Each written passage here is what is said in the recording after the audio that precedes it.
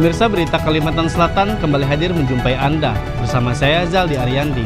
Sejumlah berita aktual dan beberapa informasi menarik lainnya telah kami siapkan. Berikut berita utama hari ini.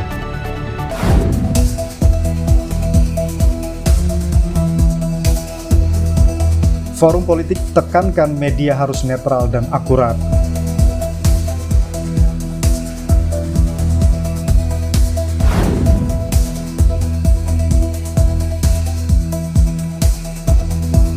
Pemerintah kota perkuat audit untuk tekan kematian ibu dan bayi.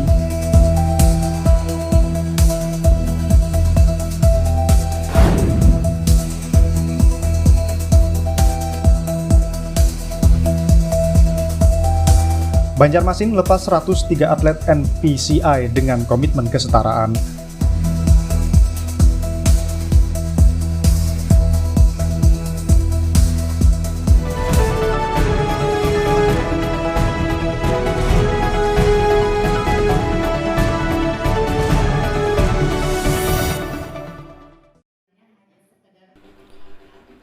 Peran media massa dalam membentuk pola pikir dan sikap masyarakat kembali menjadi sorotan.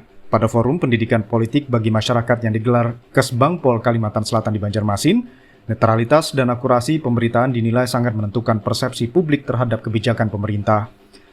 Kabid Politik Dalam Negeri Muhammad Hasanuddin menegaskan derasnya arus informasi di era digital, terutama melalui media sosial, sering memengaruhi opini masyarakat.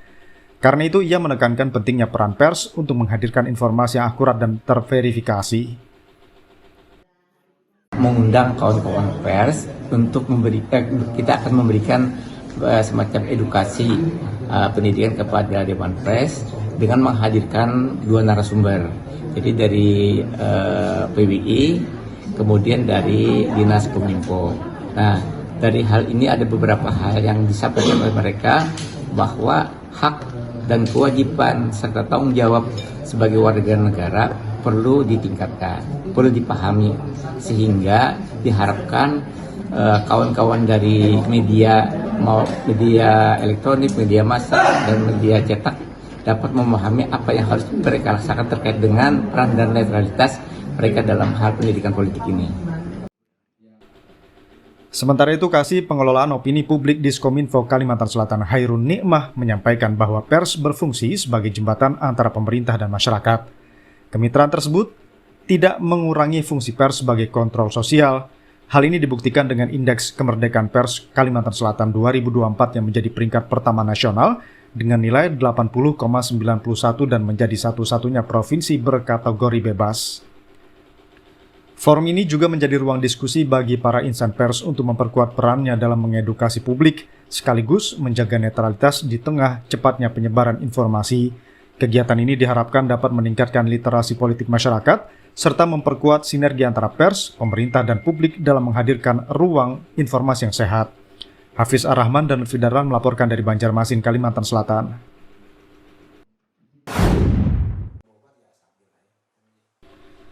Pemerintah Kota Banjarmasin melalui Dinas Kesehatan menggelar verifikasi, analisa data, dan rekomendasi audit maternal perinatal.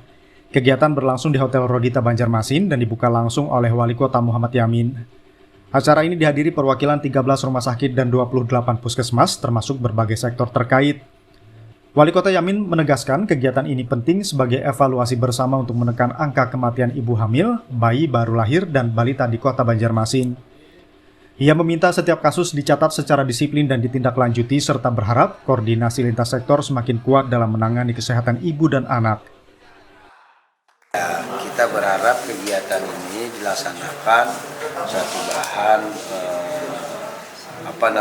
biar apa yang menjadi permasalahan atau kasus yang pernah terjadi ini harus menjadi catatan penting dan harus dievaluasi ya. Kita ingin kegiatan ini adalah sebagai wadah untuk kita ingin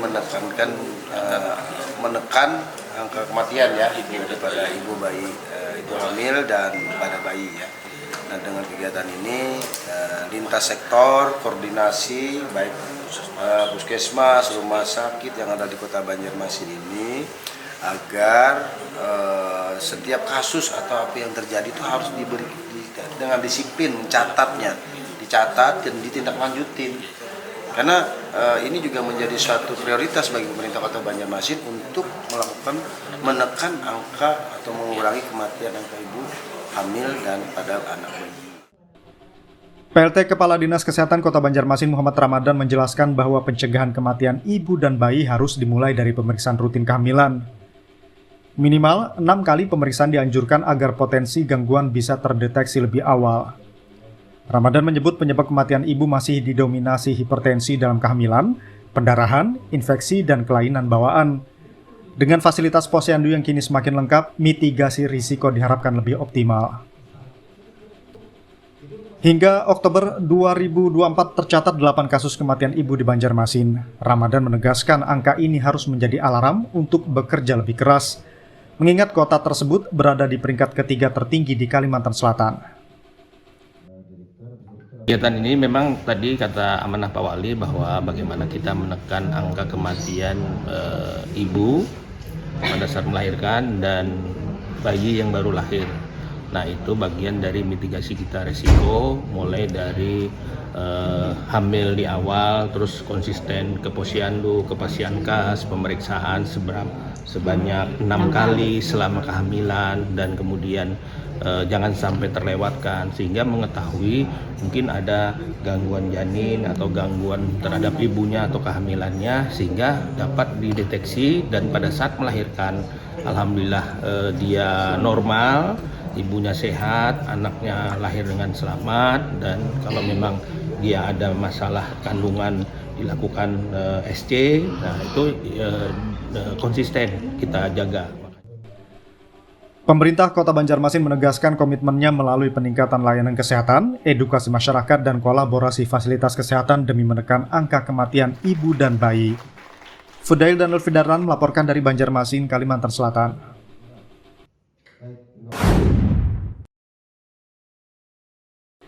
Pemerintah Kota Banjarmasin resmi menerbitkan 1.681 surat keputusan P3K paruh waktu.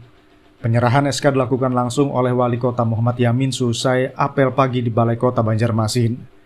Dalam sambutannya, Wali Kota Yamin menyampaikan selamat kepada seluruh penerima SK dan menyebut momentum ini sebagai langkah penting dalam memperkuat pelayanan publik di Kota Banjarmasin. Ia menegaskan P3K paruh waktu memiliki peran strategis dan harus menjaga etika, sikap, serta perilaku baik saat bertugas maupun saat berinteraksi dengan masyarakat.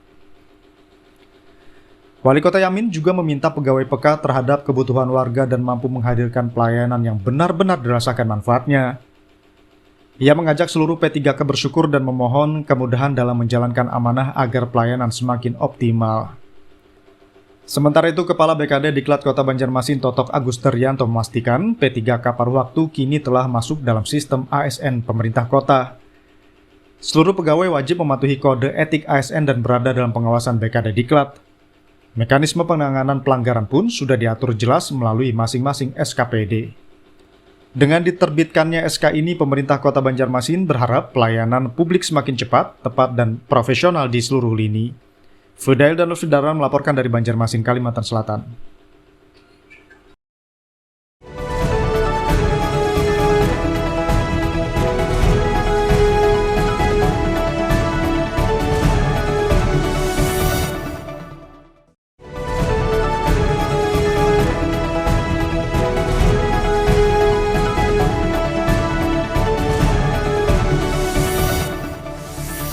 Pemirsa, terima kasih masih bersama kami. Bagi Anda yang baru bergabung, berikut berita utama hari ini.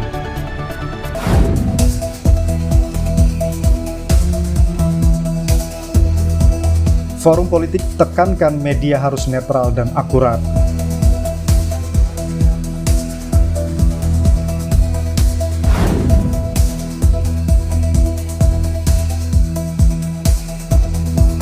Pemerintah kota perkuat audit untuk tekan kematian ibu dan bayi.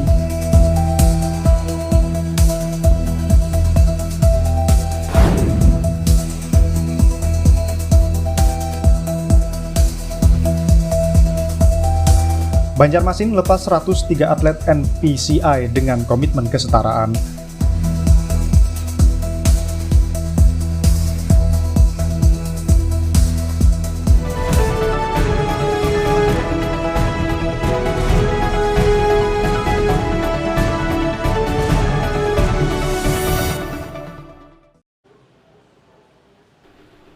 Lobi Balai Kota Banjarmasin menjadi saksi pelepasan resmi kontingen National Paralympic Committee Indonesia NPCI Kota Banjarmasin menuju Peparprov Kalimantan Selatan kelima di Kabupaten Tanah Laut. Pemerintah kota menegaskan dukungan penuh terhadap pengembangan prestasi atlet disabilitas. Pelepasan dipimpin langsung oleh Sekretaris Daerah Kota Banjarmasin Iksan Budiman yang memberikan apresiasi kepada seluruh atlet dan pelatih. Tahun ini Banjarmasin memberangkatkan 103 atlet dari 11 cabang olahraga sebagai wujud komitmen kota menuju ruang olahraga yang inklusif dan setara. Iksan menyebut para atlet bukan hanya membawa nama kota, tetapi juga membawa simbol ketangguhan masyarakat. Ia meminta seluruh atlet menjaga kesehatan, sportivitas, dan tampil penuh keyakinan. Terkait bonus prestasi, Iksan memastikan pemerintah telah menyiapkan mekanisme penghargaan yang setara bagi atlet disabilitas maupun non-disabilitas. Sudah kita lakukan dalam bentuk hibah juga sudah kita lakukan, dan beberapa pembinaan lain, kemudian fasilitas-fasilitas yang ada juga kita berikan pada sepenuhnya untuk kegiatan yang dinaungi oleh NPC Kota Banjarmasin. Pak, tadi disinggung juga tentang bonus, Pak. Mungkin sudah siapkah sudah? Iya, tadi saya sampaikan ke Pak Kadis, nanti cek lagi. Saya pikir biasanya ada. Tapi besarannya bagaimana itu nanti kepala dinas yang nanti akan melihat lagi di dokumen perencanaan kita. Tapi yang jelas itu pasti ada. Sementara itu, Ketua NPCI Banjarmasin Husaini mengatakan persiapan kontingen telah dilakukan melalui latihan terpusat selama 6 bulan. Dengan kekuatan merata di berbagai cabang, pihaknya optimistis Banjarmasin mampu mempertahankan gelar juara umum. Ya, kami di NPCI Kota Banjarmasin selalu kemudian itu meminta kepada pemerintah Kota Banjarmasin, khususnya kami di bidang olahraga, agar penghargaan setelah kami nantinya mendapatkan prestasi itu tetap setara seperti event-event sebelumnya. Jadi ini harapan kawan-kawan kami semua, karena perjuangan atlet NPCI Kota Banjarmasin ini luar biasa lah. Dengan keterbatasan mereka masih bisa menghasilkan prestasi, dan ujung-ujungnya juga kan itu membawa nama harum Kota Banjarmasin. Nah, selama 4 kali event Peparprov itu kan Banjarmasin selalu juara umum. Nah, untuk yang kelima ini seperti itu juga. Salah satu atlet andalan Muhammad Lutfiyanda Syaputra dari nomor lempar dan tolak peluru kategori F57 menargetkan 2 medali emas. Ia menyatakan siap menghadapi pesaing kuat dari kota lain. Ini persiapannya untuk yang Peparprov ini berapa lawas ya? Sekitar setahun lebih. Ini antusias Pian dan harapan Pian nih Pak, di laga yang selanjutnya ini gimana? Kalaunya keinginan ulun sih gasan di Tanah Laut ini 2 emas, Pang, di kategori F64 kayak itu. Pemerintah Kota Banjarmasin berharap keikutsertaan para atlet tidak hanya membawa prestasi, tetapi juga memperkuat citra kota sebagai ruang yang inklusif bagi seluruh warganya. Fudail dan Federan melaporkan dari Banjarmasin, Kalimantan Selatan.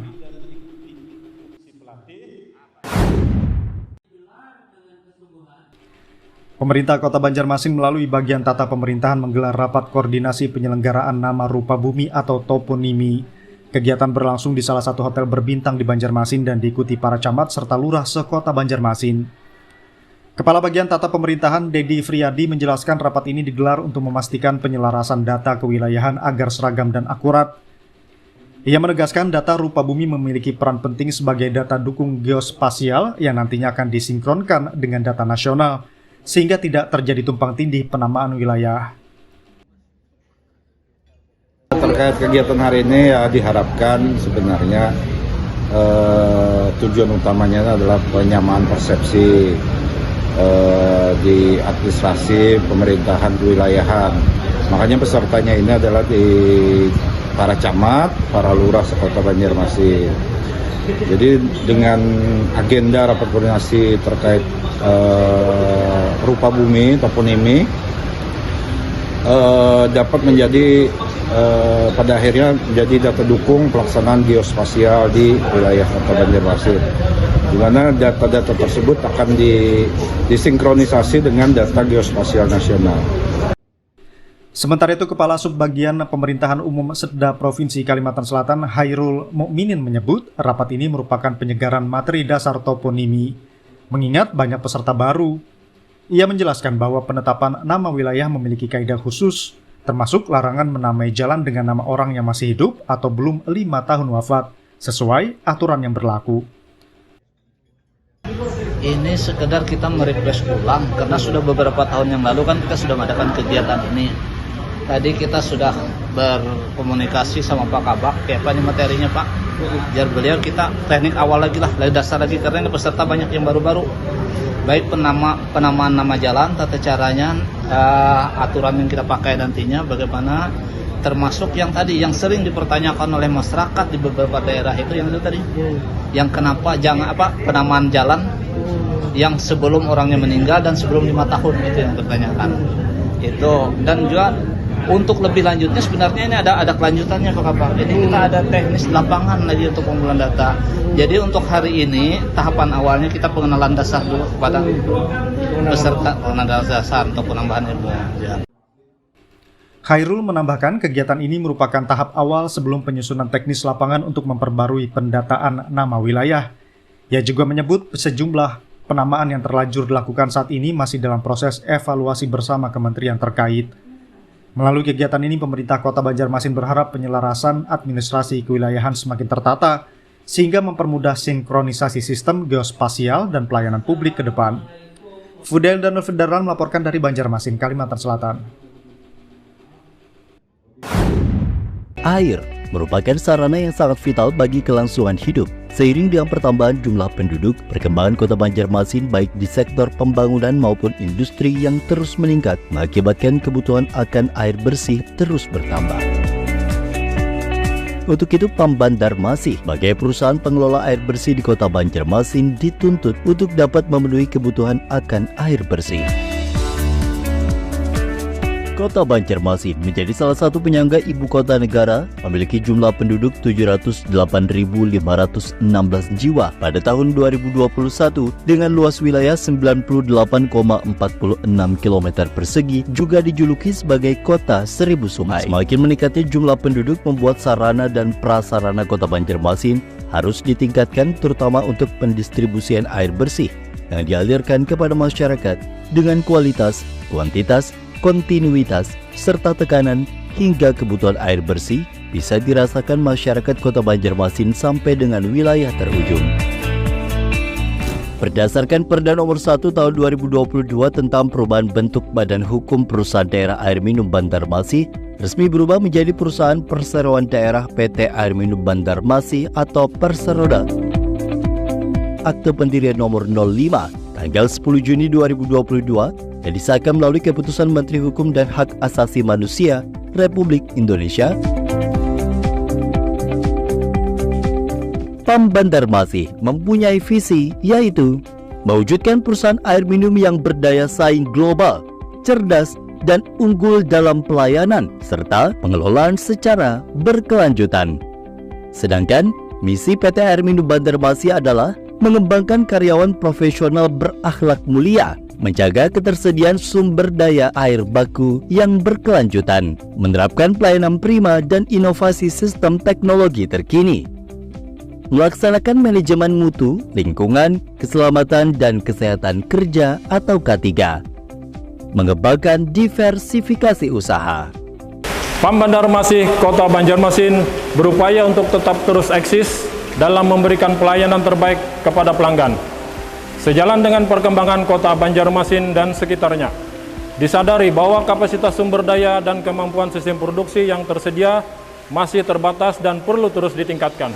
Untuk itu, perlu disusun program kerja, anggaran, dan perencanaan strategis yang terpadu agar dapat dipergunakan oleh pihak manajemen sebagai bahan referensi untuk mengambil keputusan pengembangan investasi, serta kesiapan menghadapi tantangan ke depan guna mencapai pelayanan prima yang lebih baik lagi.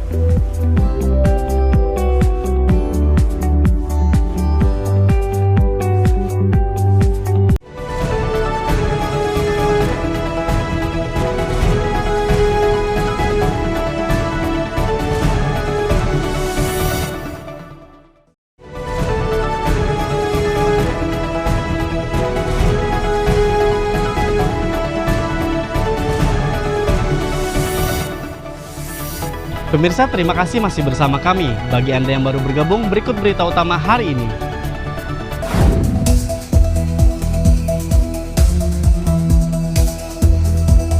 Forum Politik tekankan media harus netral dan akurat.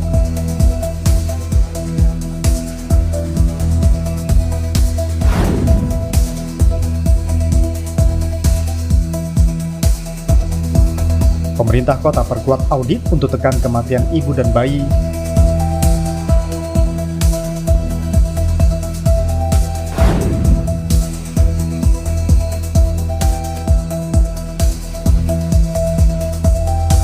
Banjarmasin lepas 103 atlet NPCI dengan komitmen kesetaraan.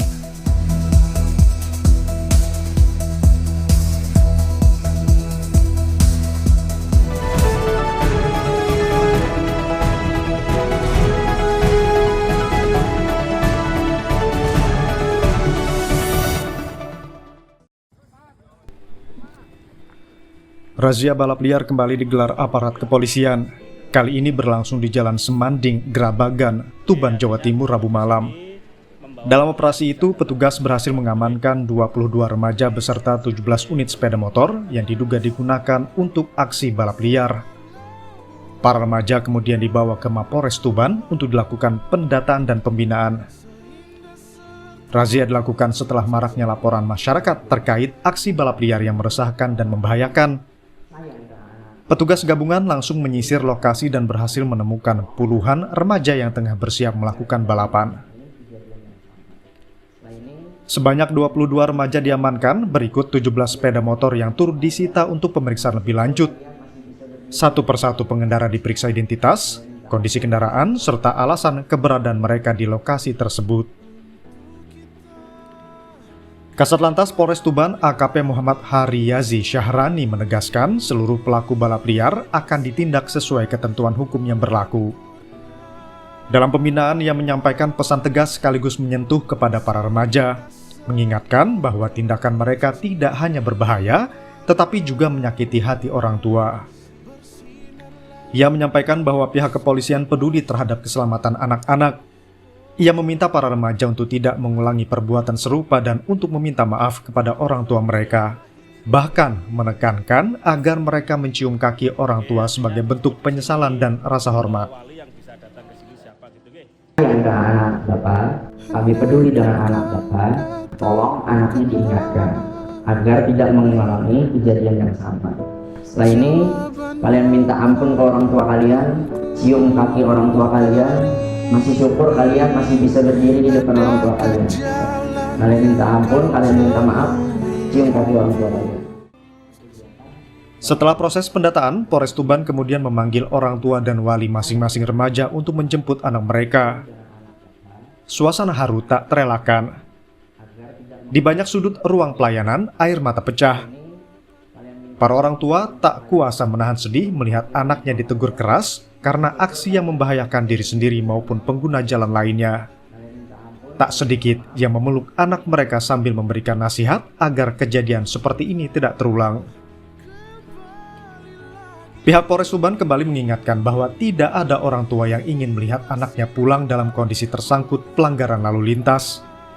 Apalagi aksi balap liar yang berpotensi merenggut nyawa. Melalui razia ini, aparat berharap para remaja dapat memahami konsekuensi dari tindakan mereka serta semakin sadar akan pentingnya keselamatan berkendara.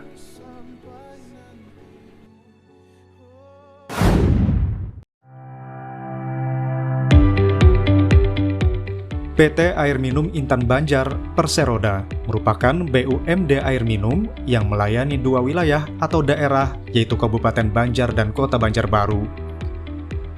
Dua wilayah tersebut sebelumnya merupakan satu daerah dan dipimpin oleh Bupati Kabupaten Banjar. Akan tetapi sejak tahun 1999 terjadi pemekaran wilayah yang menjadikan Kota Banjarbaru berdiri sendiri di bawah kepemimpinan Wali Kota Kota Banjarbaru.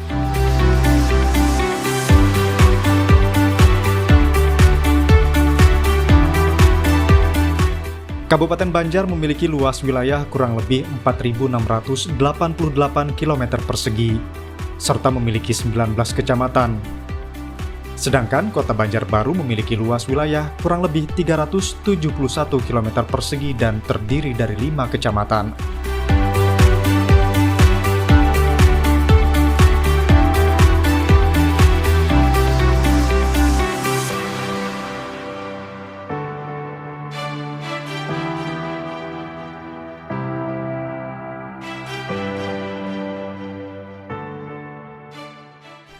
PT Air Minum Intan Banjar Perseroda memiliki visi dan misi.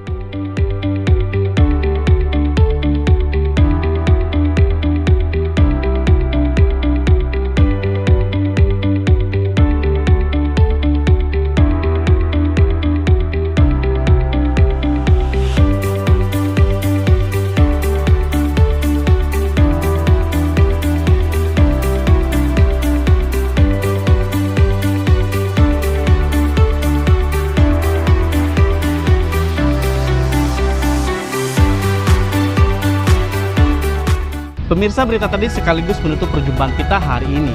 Saya Zaldi Ariandi beserta kru yang bertugas mengucapkan selamat beraktivitas, sampai jumpa.